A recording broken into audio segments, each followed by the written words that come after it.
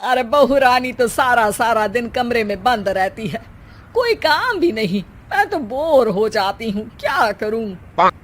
तभी मीना की सहेली रीना उससे मिलने आती है।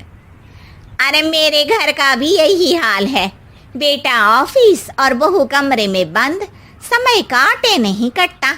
लेकिन अब सच मानो तो वक्त ही नहीं है कि वक्त से रोटी भी खा लूं। अरे बहन, मुझे भी बता दे कौन सा जादू चलाया है। मैं भी अब जिंदगी के बचे कुचे दिन आराम से काट लूं।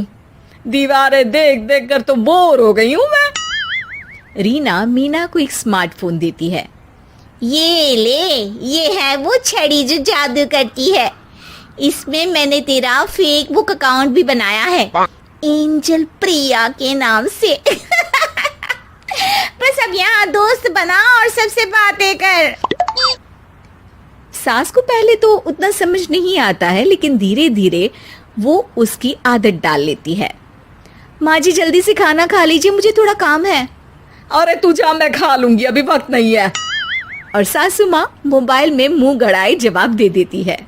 बहू समझ ही नहीं पाती और वहां से कमरे में चली जाती है। अचानक सास को किसी प्यारी पिंकी की फ्रेंड रिक्वेस्ट आती है। अरे वाह, ये तो कोई प्यारी सी लड़की लगती है, बात करती हूँ। सास फ्रेंड रिक्वेस्ट अपनाकर बात करने लगती है। अब क्या था, सास सारा दिन उस सहेली से बात करती, अपनी कहती उसकी सुनती। एक दिन सास फोन पर ही सर गड़ाए। अरे बहू, जरा मंदिर के लिए थाली सजा दे, आज कीर्तन है। बहू फोन पर किसी को मैसेज टाइप करते कहती है। माँ जी क्या है, अब मुझे क्या पता कि आपको कौन कौन से भगवान की पूजा करनी होती है। तभी सास के पास कोई मैसेज आता है। अच्छा अच्छा ठीक है, रहने दे, मैं ही कर लूंगी। अब मैंने मना थोड़ी ना किया है, कर देती हूँ मैं।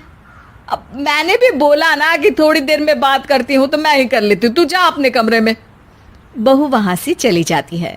सास मंदिर पहुंचती है और मंदिर की सीढ़ियों पर बैठकर सास फोन पर लिखती है। अरे मेरी बहू सारा दिन अपने कमरे में बैठी रहती है। वहां से रिप्लाई आता है। मैं आपकी बहू को तो जानती नहीं हूँ, लेकिन हाँ एक बात है, हो सकता है आपने उसे ताने दिए होंगे या फिर उसका दिल दुखाया होगा। ऐसा करने पर बहुओं का मन ससुराल से हट जाता है। याद रखिए, बहू और बेटी में फर्क होता है। सास घर जाती है और बहू से बड़े ही प्यार से बात करती है, उसके लिए खाना बनाती है, उसे गिफ्ट में साड़ी भी देती है। जिसके बाद अगले दिन, माँ जी चलिए, आज मैं भी आपके साथ मंदिर चलती हूँ, आते वक्त भोले भैया के गोलगप्पे खा कर आएंगे। अरे हाँ बहू, ये तो अच्छा है, चलो। सास मन में सोचती है कि उसकी फेक बुक वाली दोस्त कितनी अच्छी है। उसके समझाने से उसे उसकी बहू वापस मिल गई। वो बहू को अपनी दोस्त के बारे में बताने का सोचती है, लेकिन फिर चुप हो जाती है। बहू फोन पर टाइप करती है। मेरी सास मुझे नौकरानी समझती है, एक गिलास पानी तक खुद नहीं लेती। मन तो करता है कि बोल दूं, मैं बहू हूँ, कोई नौकरानी नहीं। वहां से रिप्लाई आता है। देखो, तुम्हारी सास को तो मैं भी नहीं जानती, लेकिन वो बुजुर्ग होंगी। पूरा जीवन उन्होंने घर गृहस्थी चूल्हा चौका में निकाल दिया। और फिर तुम ये भी मत भूलो कि जिस पति पर तुमको इतना गर्व है, उसे भी शिक्षा उन्होंने ही दी है। तो जिसने तुम्हें इतना दिया, क्या तुम उनकी थोड़ी सी सेवा नहीं कर सकती?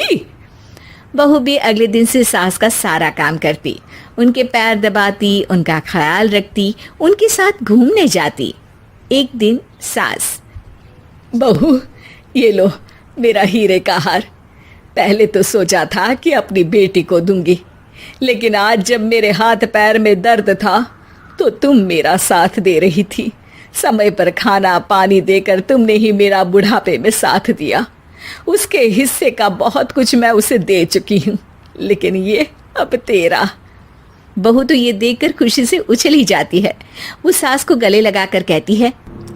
माँ जी आज सच में बहुत अच्छी है, भला हो उस एंजल प्रिया का जिसने मुझे आपसे वापस मिलवा दिया, वरना मैं तो हमेशा आपको गलत ही समझती। मैं तो सोचती थी काश वो एंजल प्रिया मेरी सास होती।